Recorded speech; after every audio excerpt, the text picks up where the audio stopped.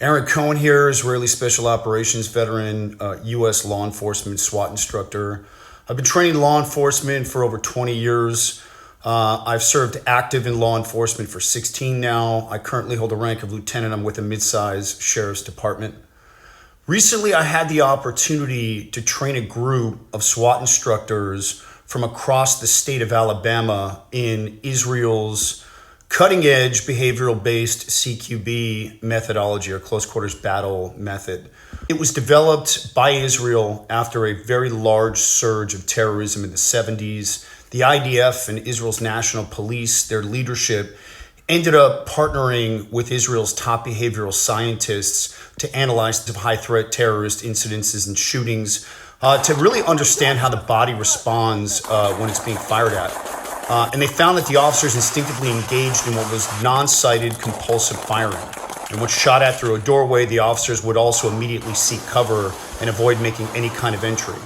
So in response, Israel developed what they called non-sighted continuous rapid point shooting and limited penetration room clearing, also known as limp-pen. And that's what I've been teaching here for 20 years. So in this recent course, you can see me challenging these SWAT instructors' typical entry methods. The moment I fired at them with these sim rounds, their choreographed entries completely collapsed. And had this been live ammunition, there's a good chance that most of them would have been shot, if not killed.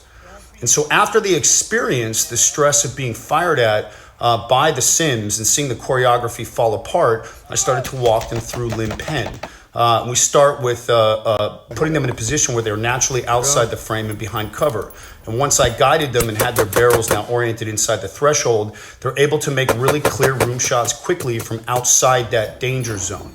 So when you combine this with continuous point shooting technique, all of the instructors at the end of the 40 hours agreed that they did prefer the limp-pen and that they were now bringing it back to their departments to train patrol officers and their school resource officers. Easy technique to pick up, easy to remember.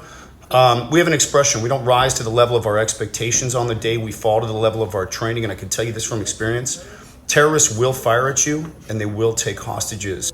And I know that you work, you work response at Auburn football games, 75,000 people. That is a massive target. The stuff you learn, what's the takeaway for you, sir? That's correct. And obviously in our nation right now, active shooter situations are far too prevalent. And when we work certain details like that, we have to take a lot into consideration.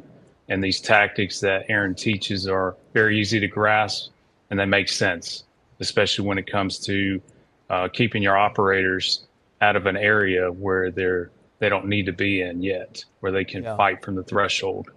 And how much of these techniques do you bring back and utilize?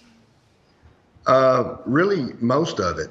Again, these tactics are for extreme high threat call-outs, like active shooter, hostage rescue, and we don't have the terrorism that to deal with daily, like Israel's dealing with currently. It's day to day. So these skills, is good to have in your toolkit in case it's ever needed. And, and it's just amazing to learn.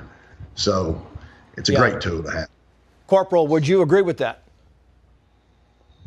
Yes, I do agree with that. Obviously, our rules of engagement are different in the states, but there's a lot from this class that you can take and use